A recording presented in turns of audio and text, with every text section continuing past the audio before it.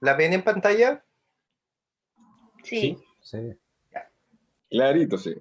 ¿Clarito? Perfecto. Esa es la idea. Ya. Cuando ustedes quieran, partimos.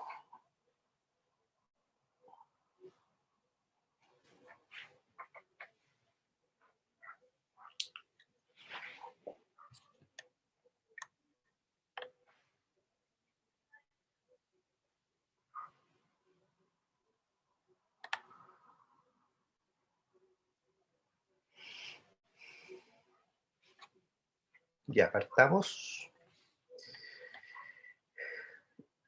Bueno, esta clase de fármaco de sistema respiratorio, vamos a revisar aspectos farmacológicos, por supuesto, de aquellas indicaciones más frecuentes, ¿no? Que tienen que ver con este sistema, que es broncodilatadores, por supuesto oxígeno y toda la parte mucociliar. ¿Ya? Entonces, vamos a partir con, de alguna manera también recordar, ¿no es cierto?, que la gran mayoría de los fármacos de administración para estos fines es por la vía inhalatoria, y para ello entonces se han diseñado distintos mecanismos. Y por supuesto se ha avanzado mucho en estos últimos años y les voy a explicar por qué. Lo primero es mencionarles la vía de los nebulizadores, que en este caso ustedes cuando vuelvan a tener clínica y especialmente atención de urgencia, van a ver que muchos pacientes asmáticos son tratados con este sistema, donde se mezcla un fármaco, en este caso broncodilatador, normalmente con suero fisiológico, y se genera entonces una vaporización de la mezcla, de esta solución, y de esa manera entonces el paciente, a través de una boquilla o una máscara, eh, aspira este vaporcito que está mezclado con fármaco. De esta manera entonces es posible lograr la llegada del medicamento, ¿no es cierto?, a la vía respiratoria más fina y que logre el efecto. Estos nebulizadores son normalmente de dos tipos. Lo que ustedes van a ver en el mundo del hospitalario, digamos, normalmente son de tipo jet, se llama, y se fundamenta en el efecto Venturi, que es hacer pasar normalmente aire o oxígeno a alta velocidad, ¿no es cierto? Y eso genera una vaporización. Y de esa manera entonces lentamente, no es un efecto rápido, lentamente se va eh, logrando el efecto esperado. También existen los nebulizadores ultrasónicos, que es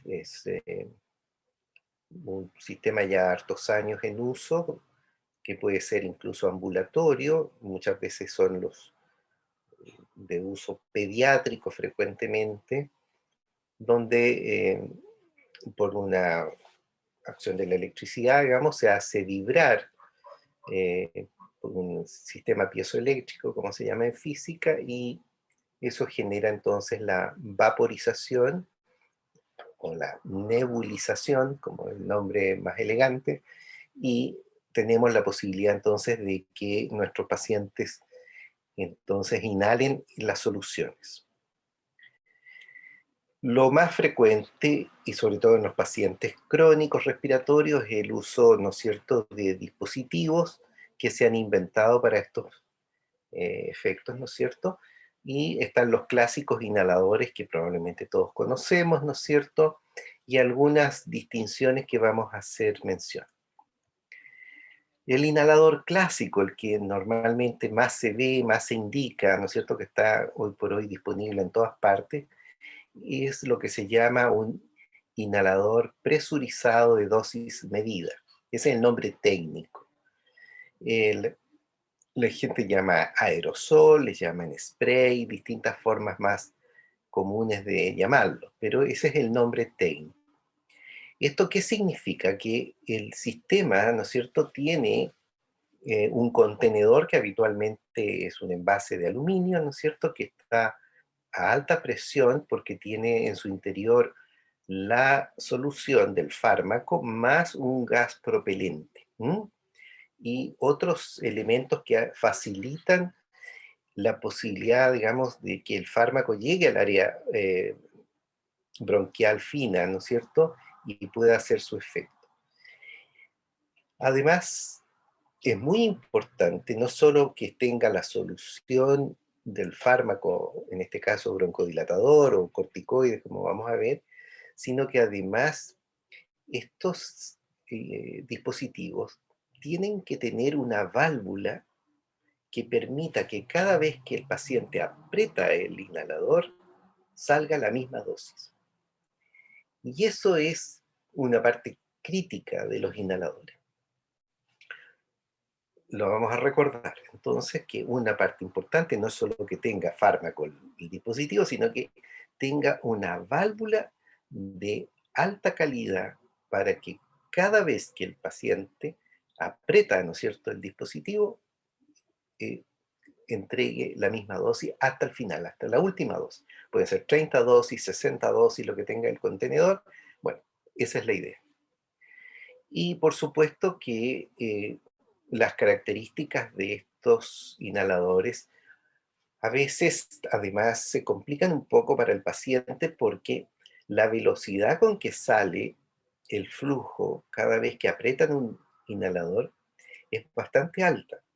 Eso significa que al ponérselo en la boca, el apretar el inhalador y que salga la dosis, sale a una velocidad tan alta que choca contra la faringe. Y si eso es así, obviamente va a generar un reflejo donde automáticamente se cierra la glotis. Y si se cierra la glotis, no entra fármaco a la tráquea bronquia.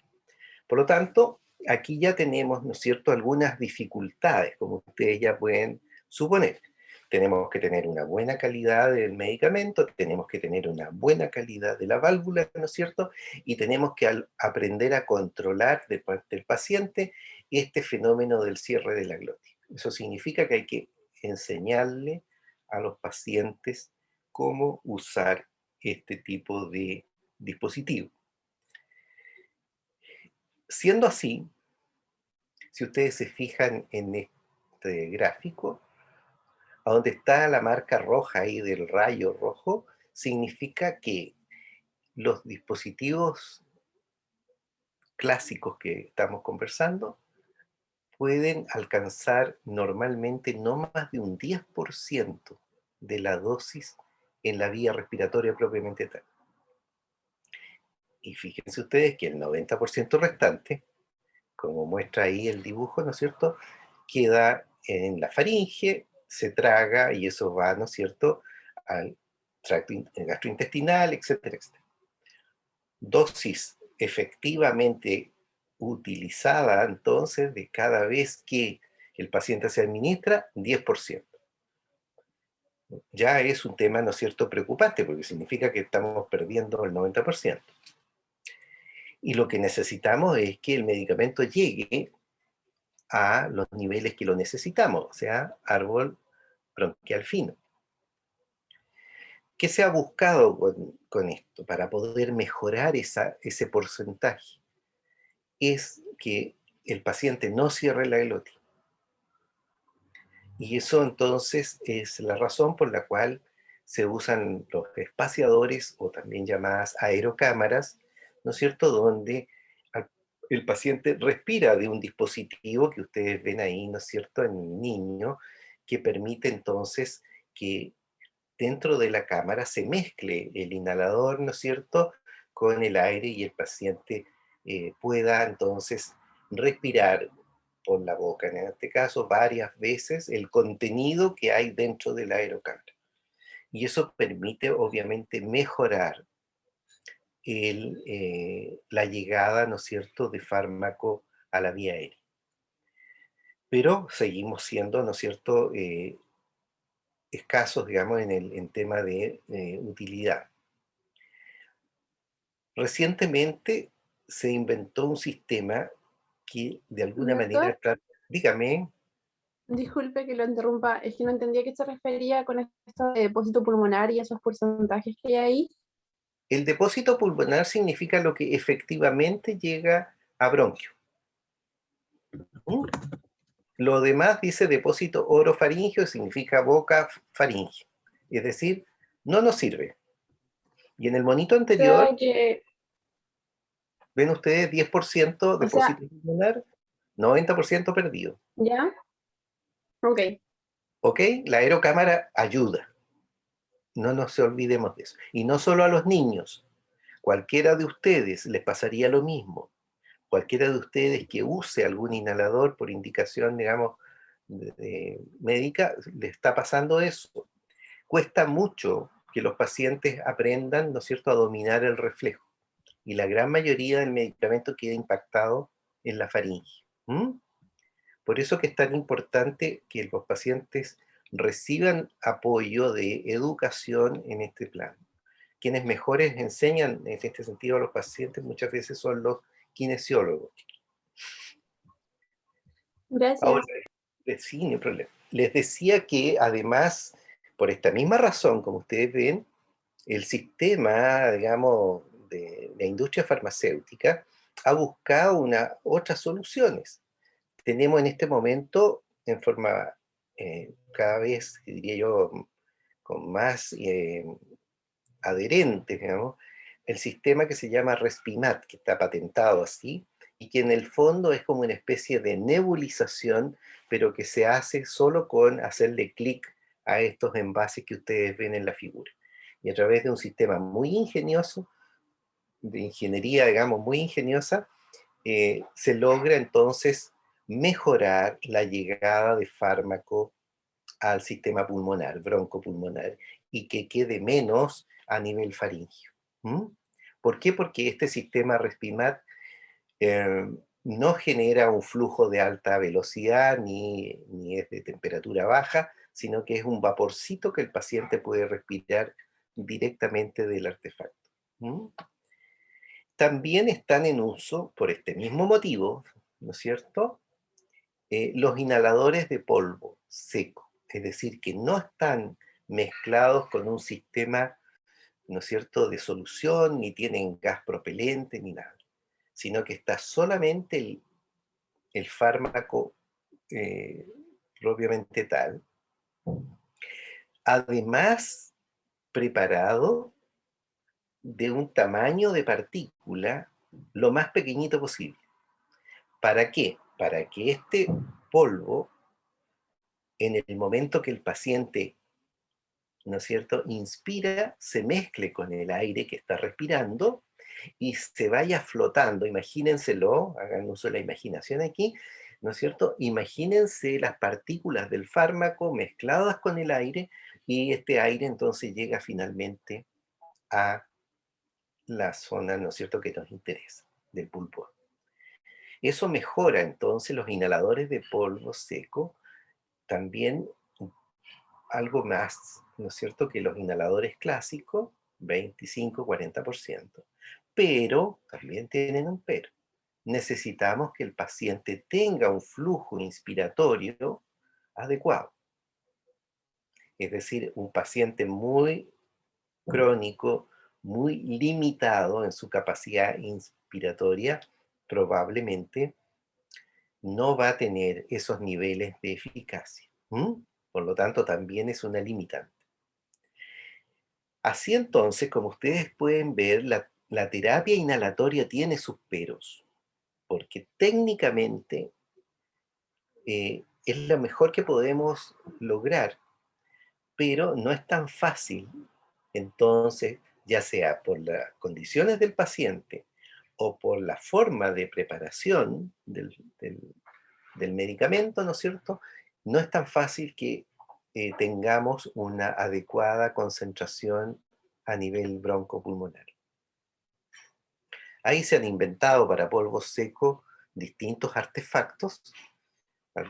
Hubiera sido ideal en vivo, ¿no es cierto?, poder compartir eh, el uso de haber jugado un poco con estas cosas para que la conozcan, pero son sistemas muy inteligentes, digamos, entre comillas, y que lamentablemente tienen un costo todavía un poco elevado, pero hace años que se usan.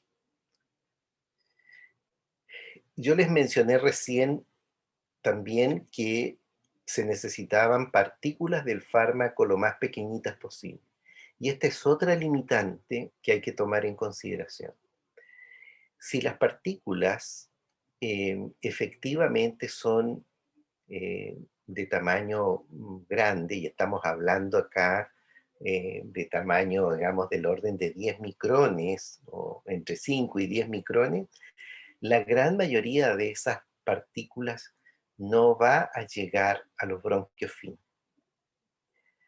sino que necesitamos partículas muy pequeñitas, menores de 5, ojalá eh, de 2,5 o menos micrómetros, de tal manera de que estas partículas, como yo les mencioné, floten en el aire y lleguen, ¿no es cierto?, a tomar contacto con la mucosa de los bronquios finos y sacos alveolares finalmente.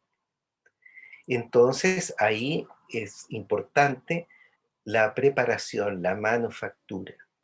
Y eso en parte quisiera también llamarles la atención, sin ninguna otra intención, de que ustedes entiendan de por qué también hay grandes diferencias de precio en los inhaladores.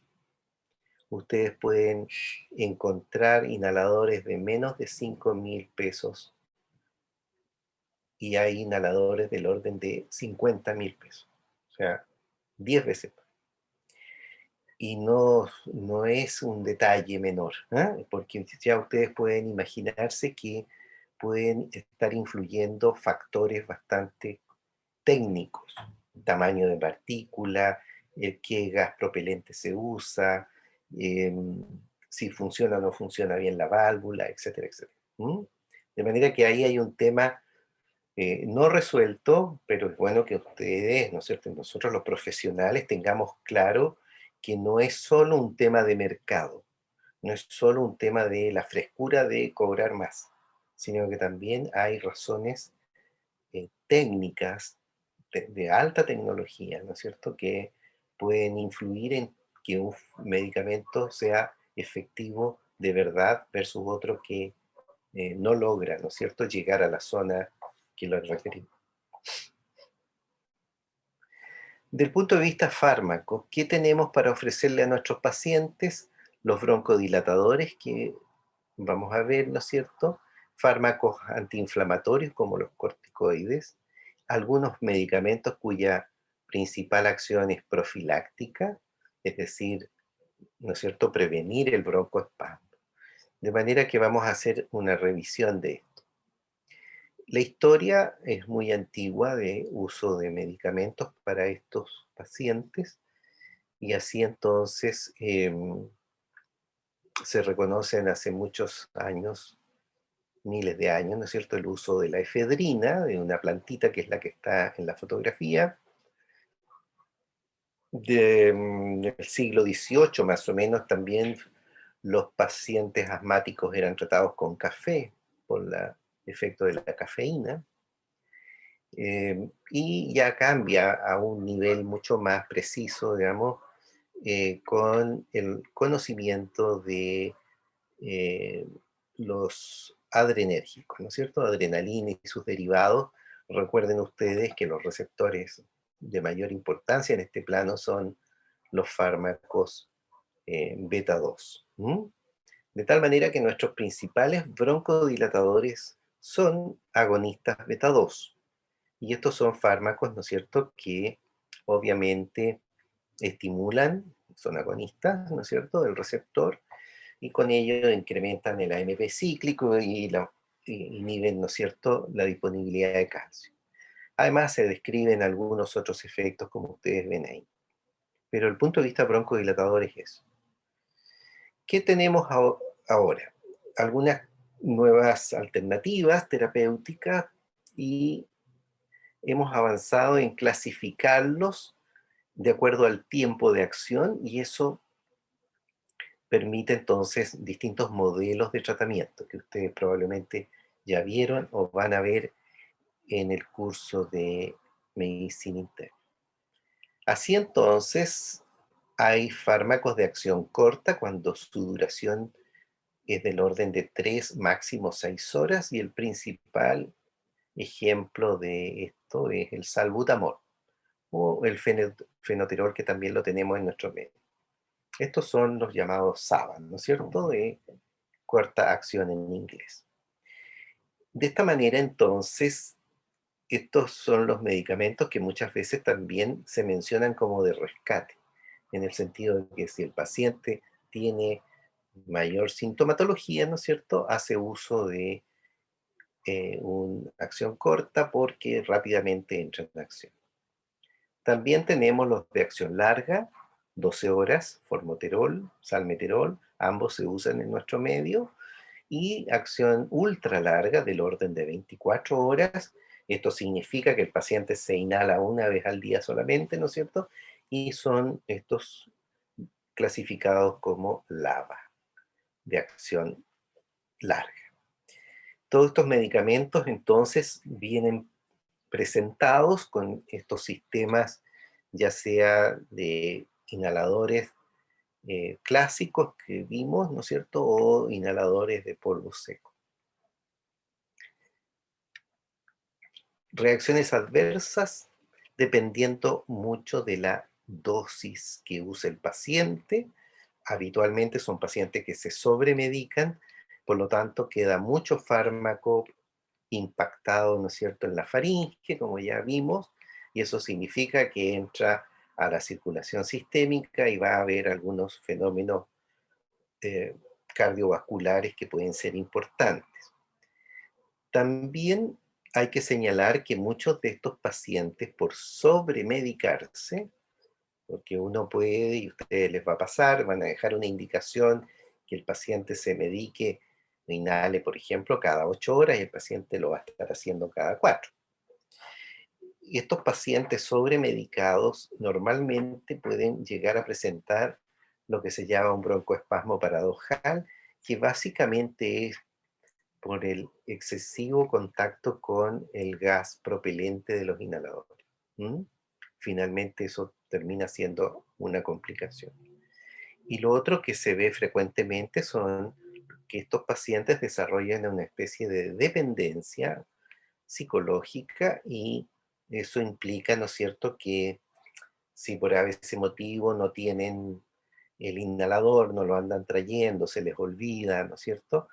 En definitiva, es la principal razón por la cual pueden presentar una crisis de broncoespasmo, ¿m? E incluso llegar a los servicios de urgencia. También tenemos la familia de los anticolinérgicos, ¿no es cierto? Acuérdense del sistema autónomo a nivel de bronquios. En este caso, ¿no es cierto?, los fármacos atropínicos anticolinérgicos van a generar van a facilitar una broncodilatación, y también van a disminuir, ¿no es cierto?, todo lo contrario que hace la acetilcolina, van a disminuir las secreciones bronquiales. Y eso puede ser muy beneficioso entonces en pacientes crónicos que tengan un fenómeno, ¿no es cierto?, de hipersecreción bronquial. Fármacos en uso de acción corta en nuestro medio, fundamentalmente el hiperatropio, solo o mezclado con un beta 2 agonista. Son fármacos entonces que vienen en inhaladores de acción corta, máximo 6 horas, se les llama SAMA, por el efecto antimuscarínico de acción corta. También existen los de acción larga. El fármaco más usado en este plano ha sido el tiotropio, por eso se lo tengo destacado ahí. Se usa una vez al día. Ha sido, digamos, bastante usado en estos últimos años, y permite entonces un muy buen control al ser usado solo o asociado a beta-2 agonistas, especialmente de acción larga entonces. De tal manera que el paciente se inhala una vez al día y si está muy estable y no expuesto a otro tipo de problema, basta eso para que tenga una buena calidad de vida. Aquí tienen los distintos SABA, SAMA, LAVA, LAMA, con sus tiempos de acción, sus presentaciones, etc. Para que los revisen después. Todavía tenemos en uso broncodilatadores de acción sistémica, especialmente derivados de las xantinas, como se llaman, a la cual pertenecen la cafeína, por eso les comenté a la pasada que algún siglo atrás se usó el café para estos pacientes, la teobromina que está en el chocolate y por supuesto la teofilina que es la que demostró tener más acción cardiovascular y respiratoria. De tal manera que la teofilina o una sal de la teofilina que se llama aminofilina han sido los dos fármacos que han sido usados tanto por vía oral como inyectable con relativo éxito. Les digo así porque ha sido un fármaco complejo por los efectos cardiovasculares que presenta, no es un gran broncodilatador, ha sido complejo definir un solo mecanismo de acción, sino que se ha planteado, como ustedes ven ahí, varios mecanismos, y en definitiva ha sido también muy difícil lograr estabilizar al paciente y definir una dosis que sea útil para el paciente. De tal manera que si uno está con una terapia con teofilina, incluso hay que controlar al paciente con niveles plasmáticos de teofilina cada cierto tiempo e ir ajustando dosis. Ustedes comprenderán que esto ya representa una molestia mayor, que en definitiva también ha sido la razón por la cual los otros tratamientos han tenido mayor desarrollo. En lo que es profiláctico, son medicación vía oral, en comprimidos, jarabes, muy usados en niños, pero también en adultos, y lo que más útil ha sido es el uso de antagonistas de receptores de leucotrienos. Si se acuerdan ustedes, los leucotrienos forman parte, ¿no es cierto?, de la cascada del ácido araquidónico y tiene participación importante en el proceso inflamatorio alérgico. De tal manera que en pacientes donde los antecedentes clínicos, ¿no es cierto?, o eventualmente algún apoyo de laboratorio, demuestre que tenga un componente alérgico su enfermedad bronquial, puede ser de extraordinaria utilidad el agregar, normalmente se agrega una terapia ya sea con Montelukast o Safirlukast oral, les repito, y eso permite entonces tener al paciente con menos reactividad bronquial, es decir, va a responder menos al contacto eventualmente con alergenos. Respecto al uso de corticoides que ustedes ven aquí en pantalla, la gran mayoría de los pacientes que se les agrega una terapia de este tipo es para disminuir el componente edematoso de la mucosa bronquial. No porque tenga un efecto, llamémoslo así, de relajación de la musculatura bronquial, no, sino que básicamente para el componente, ¿no es cierto?, inflamatorio edematoso. En su mayoría son de administración por vía inhalatoria, mezclados muchas veces con los fármacos que recién vimos en los inhaladores clásicos e incluso también como polvo seco. De tal manera que beclometasona, fluticasona u otros, ¿no es cierto?, han sido de gran utilidad, especialmente en pacientes con EPOC. Ahora, en situaciones más críticas o más complejas, que el paciente se, se ve limitado también en términos del uso de la vía inhalatoria, obviamente la indicación es la administración inyectable u oral de alguno de los corticoides que ustedes ven en pantalla.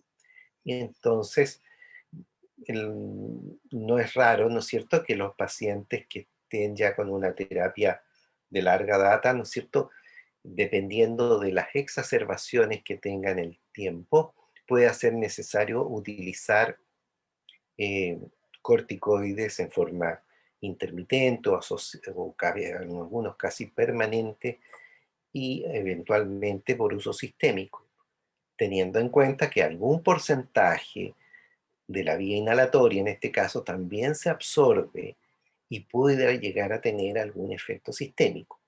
Por lo pronto, siempre hay que acordarse de que los pacientes que usen corticoides por vía inhalatoria hay que examinar la boca y la faringe con cierta frecuencia, porque también es cierto que por el efecto, ¿no es cierto?, tópico local, ¿no es cierto?, y que es frecuente, estos pacientes pueden presentar eh, candidiasis. Entonces, a veces requieren un tratamiento, ¿no es cierto?, para estos fines. Respecto al oxígeno, habría que señalar, ¿no es cierto?, que ustedes ya conocen con detalle, que nuestra FiO2, nuestra fracción inspirada de oxígeno es del orden del 21%, ¿no es cierto?, a nivel del mar. Y tenemos obviamente nitrógeno en un 78% y otras trazas de otros gases en pequeñísimos porcentajes. Lo importante es que cuando nosotros planteamos el oxígeno, estamos pensando en todo lo que es el intercambio gaseoso, ¿no es cierto?, alveolo capilar, que ustedes, desde el punto de vista fisiopatológico, ya han estudiado. Lo que importa desde el punto de vista más clínico, entonces, y farmacológico, es que en condiciones donde el paciente tenga problemas de hipoxia, ¿no es cierto?, va a necesitar un aporte extra de oxígeno. Y en esas condiciones, entonces, nosotros evaluamos al paciente con gases arteriales o evaluamos, ¿no es cierto?, de una manera mucho más simple, pero que no es sustitutiva, digamos, con una pulsioximetría, ¿no es cierto?, o con el perrito, como le llama la gente, ¿no es cierto?, en el dedito. Este sistema obviamente nos permite aproximarnos bastante bien a lo que es los niveles de saturación, entre saturación de oxígeno y la PO2. En tal condición, entonces, nosotros tenemos que esperar que la saturación de oxígeno, sin lugar a duda, sea más de 90%. Lo obvio, ¿no es cierto?, es que en la medida que nosotros evaluamos un paciente y encontramos signos de déficit, ¿no es cierto?, tenemos que pensar inmediatamente en aportar oxígeno. En esas condiciones, entonces, la oxigenoterapia está orientada a mejorar la FiO2 y de una manera muy simple, digamos, dejando, ¿no es cierto?, al oxígeno como un tratamiento, es decir, el concepto de oxígeno como fármaco, como medicamento. De tal manera que lo tenemos que administrar considerando que si el paciente tiene una baja en la FiO2, como ustedes pueden ver en este gráfico, lo pueden revisar con más calma, obviamente ya con niveles de 15%, incluso a veces un poquito más, en la FiO2, ya empiezan a aparecer síntomas y puede llegar a ser muy grave. Por supuesto que Administrar entonces oxígeno está dirigido a mejorar la hipoxemia y la hipoxia, ¿no es cierto? También a disminuir el trabajo ventilatorio y, por supuesto, también al mantener más oxigenado el sistema va a disminuir el trabajo de bomba del miocardio. Así que indicaciones de oxigenoterapia, muchas. Ustedes saben que con todo lo que ha sido la pandemia actual, obviamente ha habido mucha indicación de oxigenoterapia. Han habido países que han estado en crisis, como Perú, ¿no es cierto?, por falta de oxígeno, etcétera, cosas que nunca habíamos ni siquiera pensado. La administración de oxígeno se hace a través de distintos mecanismos que vamos a revisar, y como todo fármaco debe ser dosificado, y en este caso, que se lo vamos a administrar por la vía aérea, ¿no es cierto?, debe estar humedecido para que no reseque la vía aérea, y ojalá también templado para que no enfríe, ¿no es cierto?, al paciente. Así entonces, a través de distintos sistemas que ustedes ya saben, ¿no es cierto?, han visto desde los balones de oxígeno o sistemas de red en los hospitales grandes, tenemos que administrar controladamente al paciente esta cantidad de oxígeno que vamos a necesitar para mejorar la FiO2. Por lo tanto, normalmente hay un flujómetro, ¿no es cierto?, que nos da los litros por minuto, ¿no es cierto?, que le vamos a administrar al paciente. Así entonces, hay distintas fórmulas. La más tradicional es la cánula nasal, ¿no es cierto?, o naricera, como muchas veces también se le llama, y así vamos subiendo, como ustedes ven en esta tablita, los litros por minuto, vamos aumentando la FiO2 del paciente, desde 21, que ya es la base, ¿no es cierto?, a 24, hasta 40. Ahí tenemos la clásica, ¿no es cierto?, cánula nasal, y en la foto del doctor Ugarte ahí, ¿no es cierto?, exalumno nuestro, para los que no sepan, en la tele, con la cánula nasal de alto flujo. También este sistema puede usar la máscara para mejorar la FiO2 incluso más, incluso también usando la máscara con el apoyo de una válvula de Venturi, que es lo que aquí tenemos en el color celeste, en el monito del Fantoma, digamos. Esas válvulas están prehechas, de tal manera que sean de distintos colores, verde, amarilla, roja, azul, etcétera, pueden mejorar entonces la FiO2 en forma predeterminada. Invento 25, 30, 35, 40%, dependiendo entonces del el color de la valvulita que tiene ahí, ¿no es cierto?, la máscara. Ahora, el efecto Venturi tiene que ver con el hecho de que tienen un hoyito, por lo cual el flujo de oxígeno arrastra aire, ¿no es cierto?, del medio ambiente y se mezcla. Ese es el efecto Venturi, y la máscara se llama así, por ese motivo. También en el mundo de la pediatría, ¿no es cierto?, se pueden mejorar la FiO2 colocando un sistema, ¿no es cierto?, de tienda o HUD de oxígeno, como ustedes ven ahí, distintos modelos, de tal manera que dependiendo de la edad del paciente pediátrico se disponen de distintos artefactos en los cuales se mezcla, ¿no es cierto?, el aire ambiental con oxígeno, y de esa manera entonces se mejora la FiO2 del niño.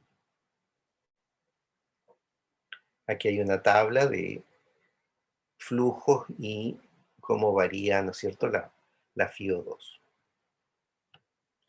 También, por supuesto, y en este último año, todos ya hemos visto, ¿no es cierto?, que el tema de la intubación, o sea, el oxígeno endotraqueal, ¿no es cierto?, ha sido necesario para muchísimos pacientes COVID, Bueno, ahí tenemos, ¿no es cierto?, la necesidad de disponer de un ventilador, ¿no es cierto?, que regule no solo el flujo, o sea, concentración, sino que además la presión, ¿no es cierto?, con que se administra este flujo hacia la vía respiratoria.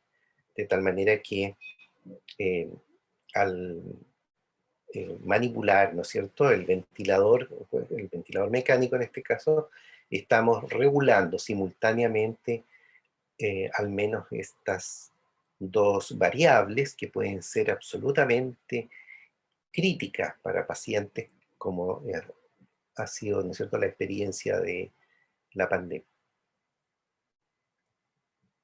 También existe la administración de oxígeno en altas concentraciones. Eso significa eh, administrar oxígeno, ¿no es cierto?, a un nivel superior a lo que es la presión atmosférica, por eso se llama hiperbárica, de tal manera que para ello se disponen de cámaras especiales, son escasas, en nuestro país hay muy pocas, donde se puede entonces colocar al paciente, como ustedes ven en el gráfico ahí, eh, con una condición de alta presión de oxígeno, y eso es útil especialmente para tratar el mal que sufren los buzos cuando tienen descompresión muy rápida, ¿no es cierto? En otras palabras, cuando emergen desde la profundidad en forma muy rápida a la superficie y se genera, ¿no es cierto?, el problema de las burbujas de nitrógeno. En los pacientes también con gangrena, con pie diabético, la intoxicación de monóxido de carbono, han sido, ¿no es cierto?, beneficiados al disponer de terapias hiperbáricas. También, probablemente ya ustedes conozcan, pacientes ambulatorios, ¿no es cierto?, en su domicilio, que reciben oxigenoterapia a través, ¿no es cierto?, de distintos sistemas, algunos bastante simples, más cómodo. Lo que muestro ahí, ¿no es cierto?, es un balón pequeñito, como para andarlo trayendo como un bastón, pero no deja de ser incómodo. Hay otros modelos que el paciente lo puede andar trayendo tal cual pudiera andar trayendo un bolso o un notebook, ¿no es cierto? Y es un sistema que funciona a través de baterías, ¿no es cierto?, que se cargan, como el teléfono, o sistemas, ¿no es cierto?, un poco más elaborados que ya requieren eh, tenerlo enchufado en la casa, ¿no es cierto? Pero ¿cuál es la ventaja de esto?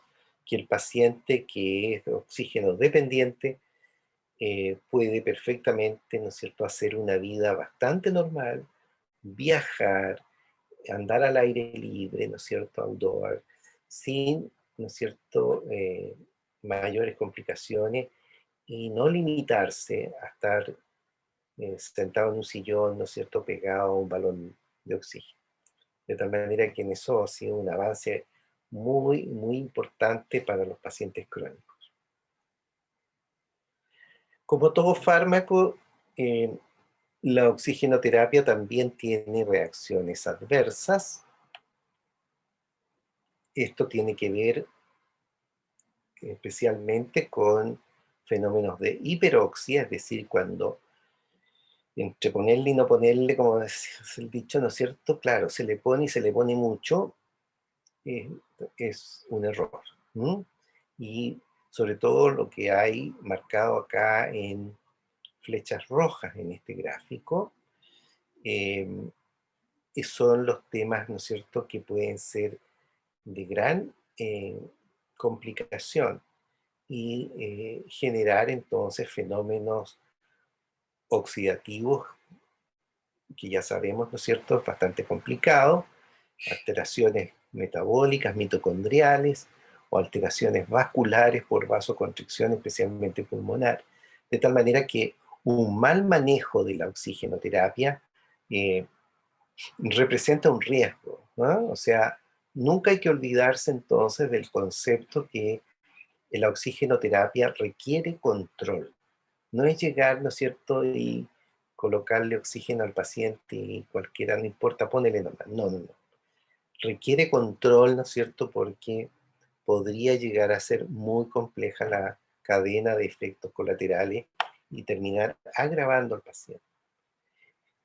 La hiperoxia, que se conoce hace muchísimos años, yo nada más que por curiosidad les puse ahí cuando fue descrito, fíjense ustedes, el año 1899, o sea, ya más de 100 años atrás, fue descrito este fenómeno, reconociendo que el oxígeno podía tener efectos, ¿no es cierto?, patológicos.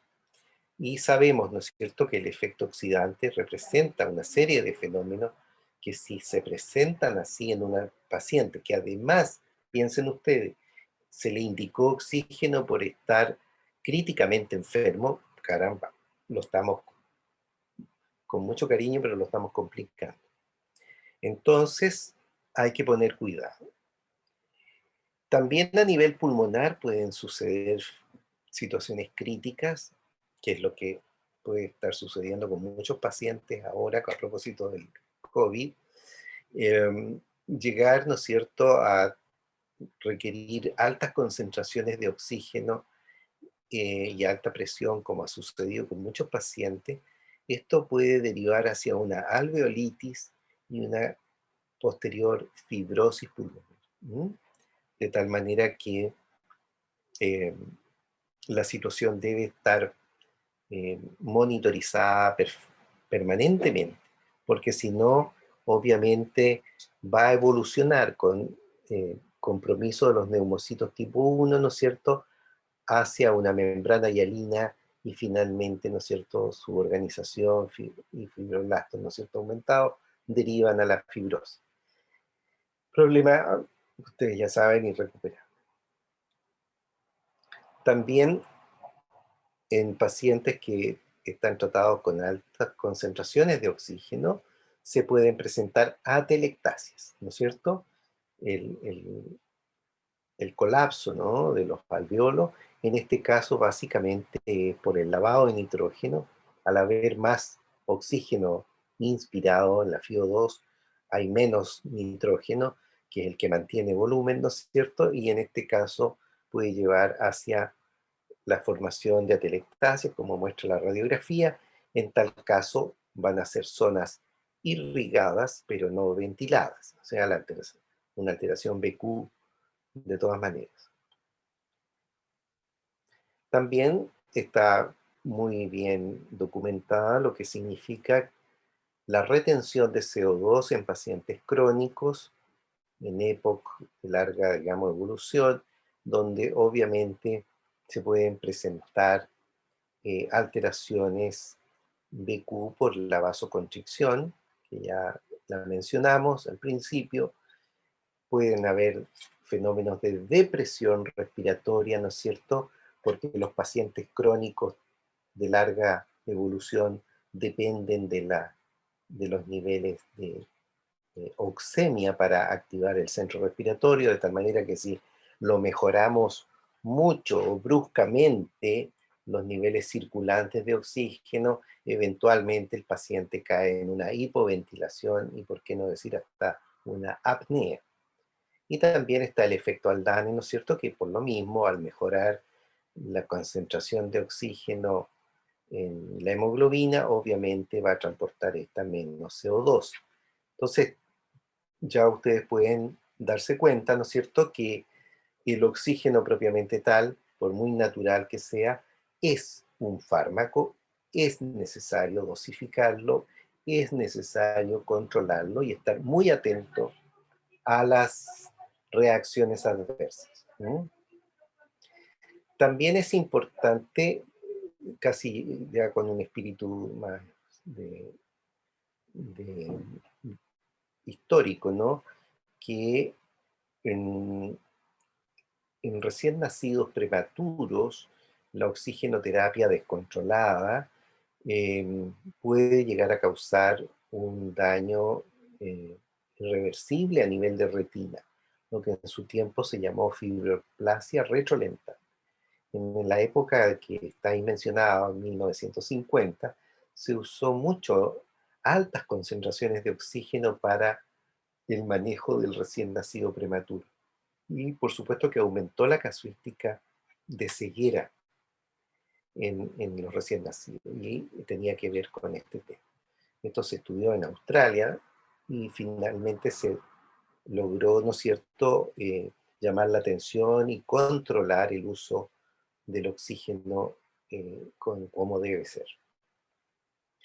También está descrita la... Doctor, Dígame. dijo que era reversible, ¿cierto? O La, irreversible. la retinopatía es irreversible. Ah, ya, gracias. También existe el efecto BERT, que se llama, también un efecto reconocido hace más de un siglo, eh, causado por altas concentraciones, la hiperoxia a nivel del sistema nervioso central, puede incluso, como ustedes ven ahí, causar hasta convulsiones.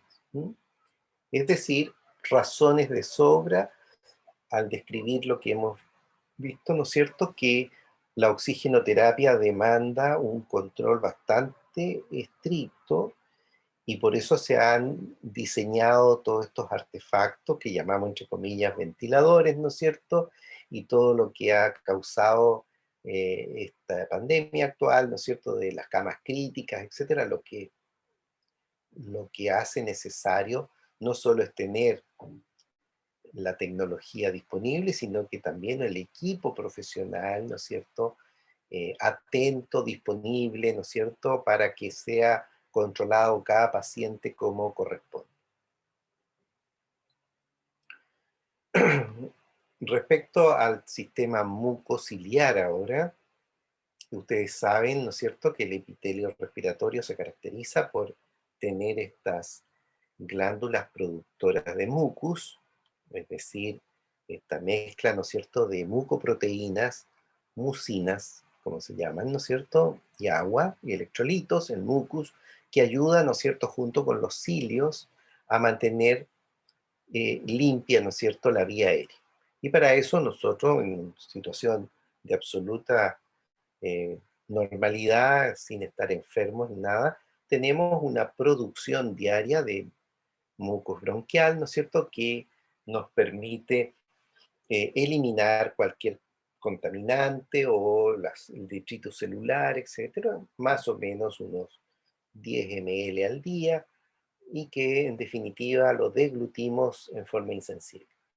Pero por supuesto que en situaciones donde hay procesos inflamatorios o infecciosos, ¿no es cierto?, que este tema se complica y aparece, ¿no es cierto?, una tos que está destinada a movilizar las secreciones, ¿no es cierto?, y muchas veces de gran incomodidad, y puede llegar a ser bastante complejo para algunos pacientes si es hipersecretor.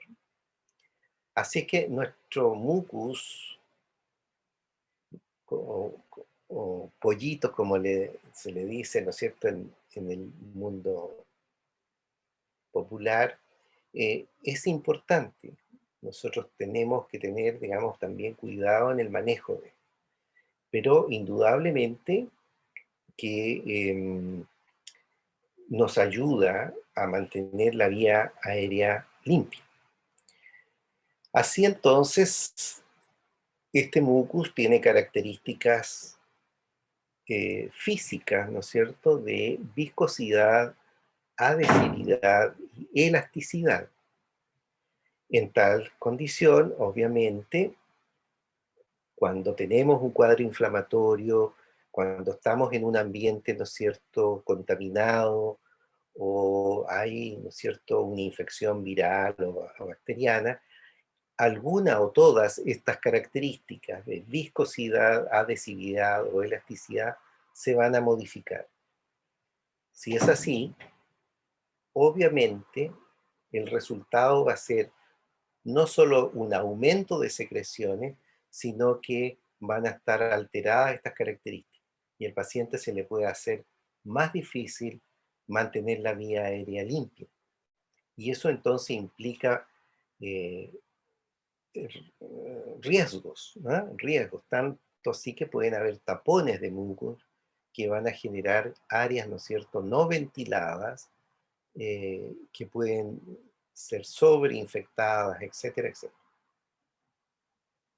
Así entonces, lo que se dispone son de fármacos que ayudan a eliminar estas secreciones, a sacarlas del pecho. Por eso el nombre se llama expectorantes. Pectus, pecho. Ex, fuera. Expectorantes, ¿no es cierto?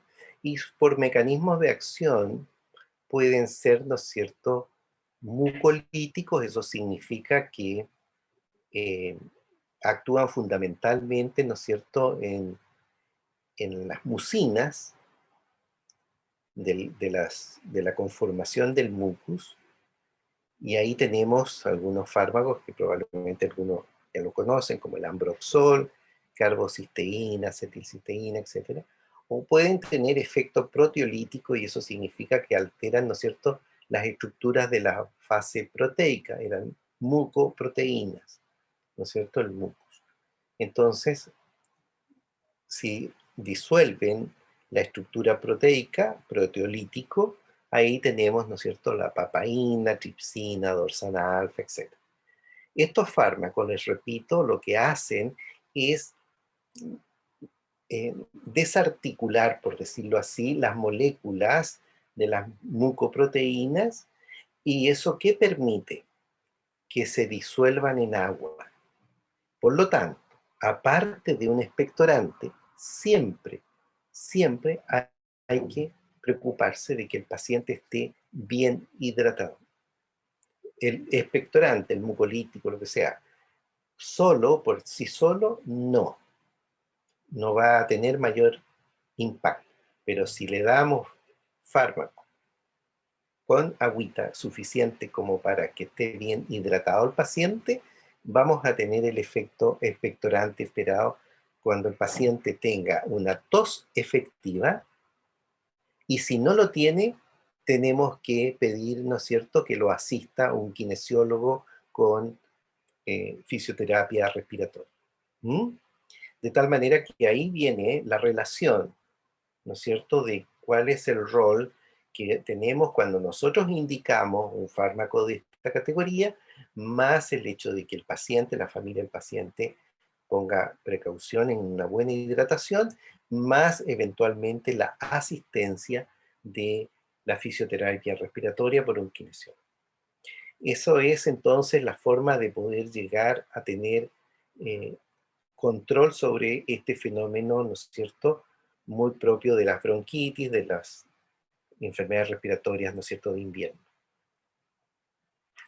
También en algunos pacientes es necesario disminuir la producción cuando son hipersecretores, ¿no? Y ahí entonces ha sido eh, en parte útil el uso de corticoides, y también el efecto de atropínicos que conocimos recién al principio de la clase con inhaladores de tipo atropínico, hipratropio, tiotropio. Por el efecto atropínico, ¿no es cierto?, estas glándulas van a disminuir su producción de mucus.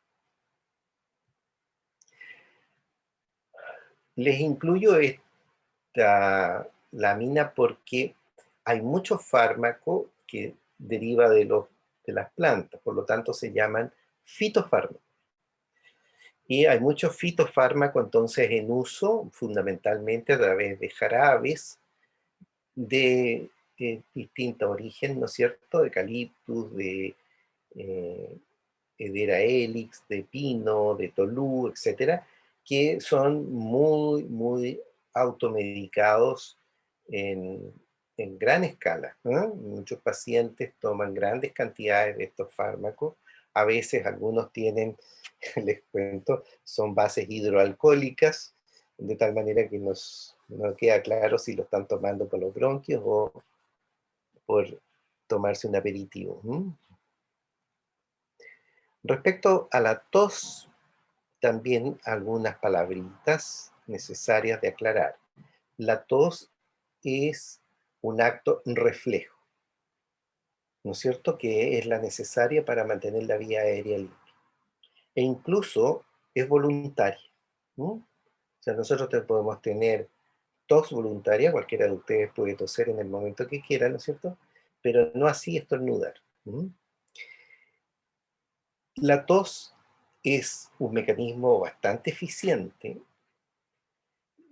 logra, ¿no es cierto?, en general, expulsar el aire a, eh, a gran velocidad.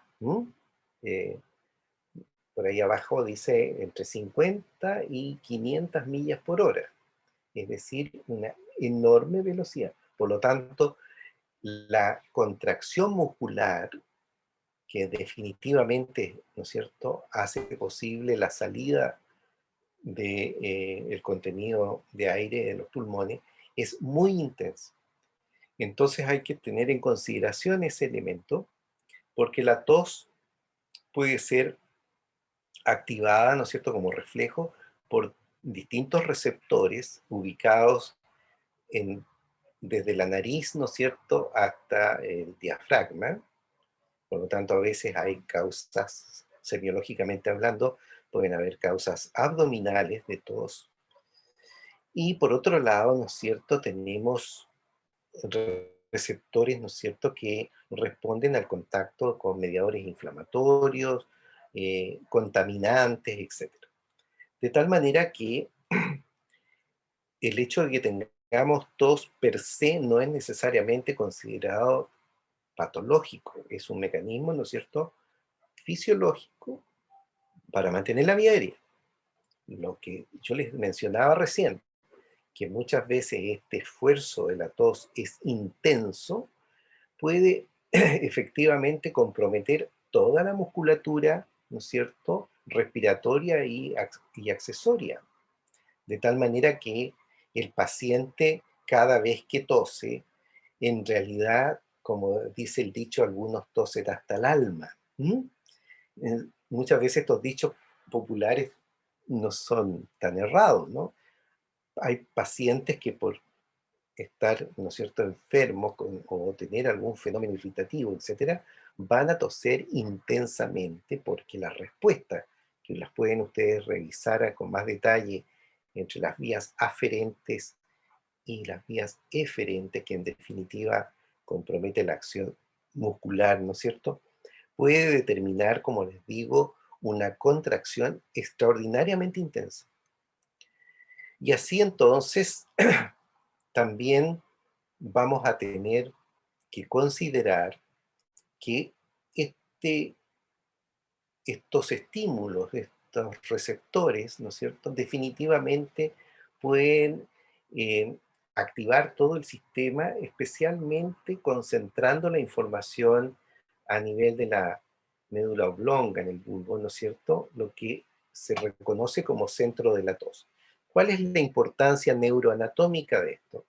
Que esta área, ¿no?, que donde hay otros centros reguladores cardiovascular, el mismo centro respiratorio, etcétera, en este caso tiene receptores, ¿no es cierto?, especialmente opiáceos, especialmente de tipo mu, en su mayoría, o kappa, receptores de opio, los opiáceos. Y son estos entonces muy importantes desde la perspectiva farmacológica para poder inhibir este reflejo.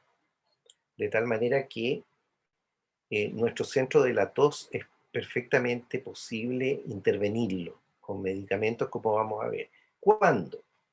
Hasta aquí hemos dicho que es un mecanismo, ¿no es cierto?, y reflejo que nos permite la vía aérea limpia, etc.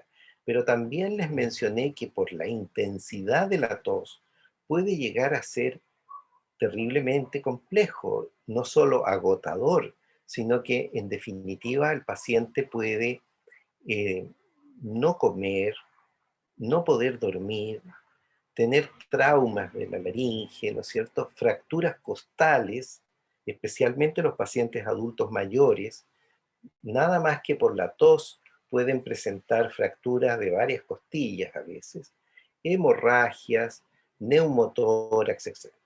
De manera que ustedes pueden ver que todas estas complicaciones pueden llegar a ser necesario, entonces, a ser necesario que nosotros regulemos el reflejo de la tos.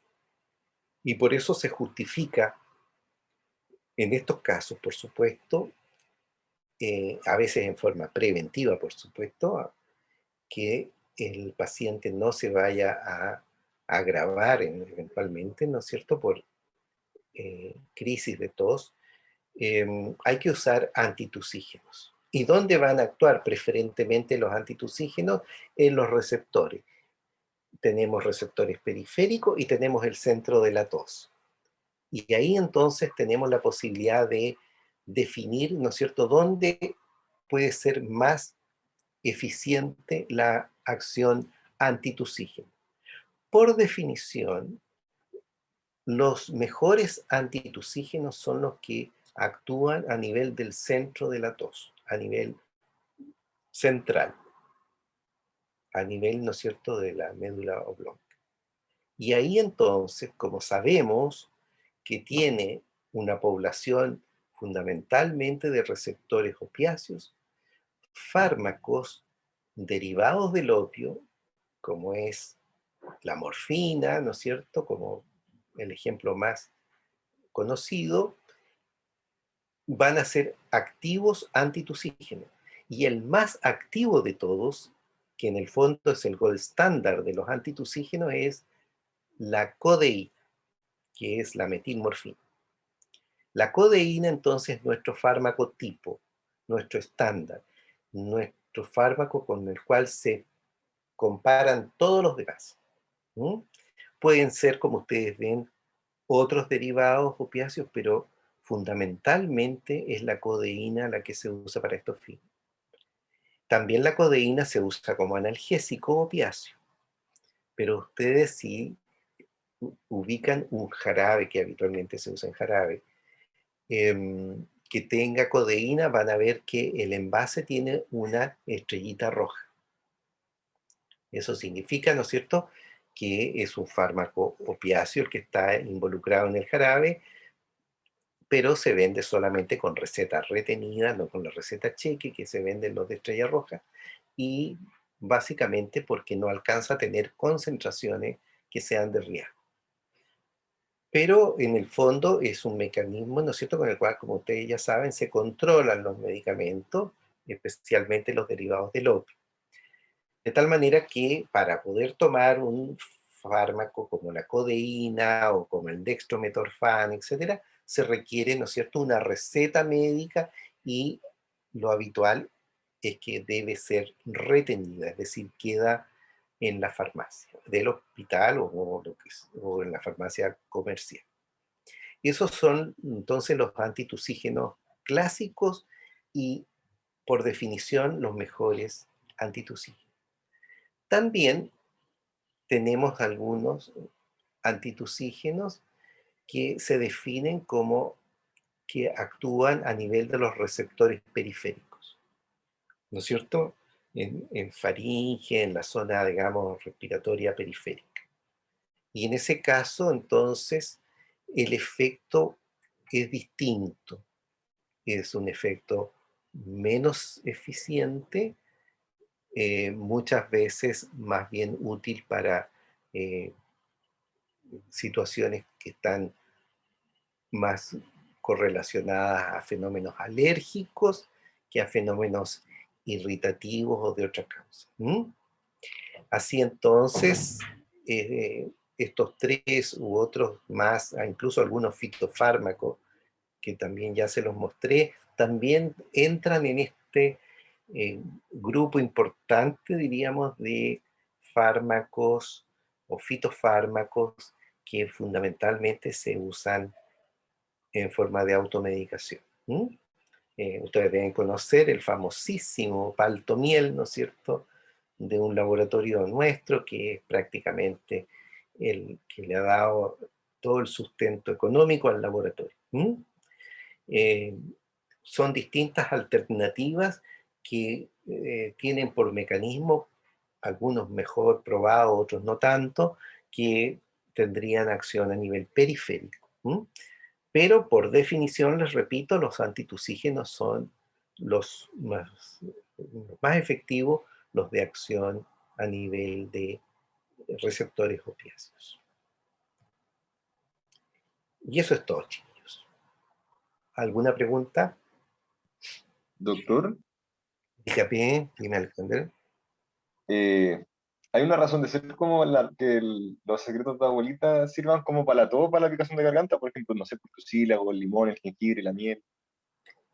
Mira, bueno, mira, ahí ustedes van a ir conociendo con el tiempo muchos productos que son de origen de la medicina popular, ¿cómo se llama? Algunos han pasado ya a ser productos elaborados, ¿no es cierto? Y envasados para estos fines. Entonces, efectivamente, casi todos estos productos tienen una relación histórica, digamos, de uso familiar, de uso histórico, tal cual, ¿eh? De muchos, muchos años. Entonces, eh, las infusiones de eucalipto, ¿no es cierto? Que después van a conocer, y si toca en alguna oportunidad hacer rondas más a la periferia o rurales, van a ver que mucha gente tiene permanentemente agua hirviendo con eucalipto, ¿no es cierto?, para incluso prevenir las infecciones respiratorias, ¿no?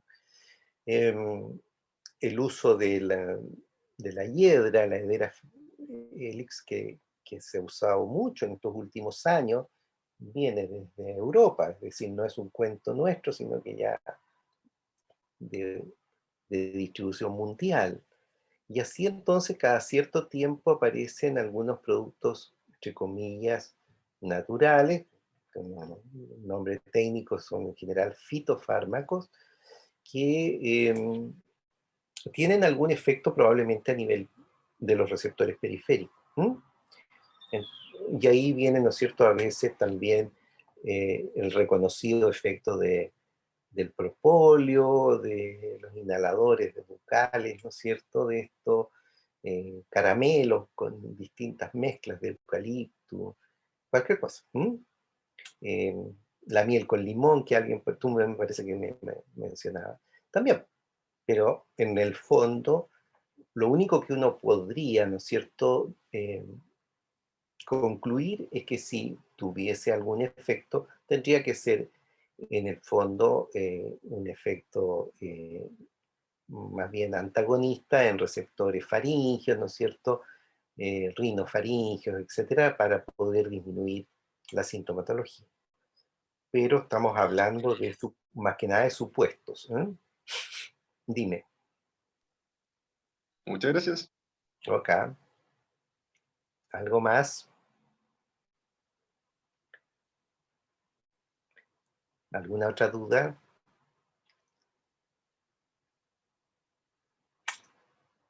Ahora estamos todos preocupados de este virus, pero tradicionalmente acuérdense que en los meses de invierno y en estas fechas teníamos mucho resfrío, teníamos mucha bronquitis, que no eran COVID, sino que eran otros coronavirus o cuadros bronquiales bacterianos, eh, cosa que cambió notablemente, ¿ah? Notablemente. La patología respiratoria aguda o reagudizaciones cambió notablemente del año pasado y en lo que vamos avanzando de.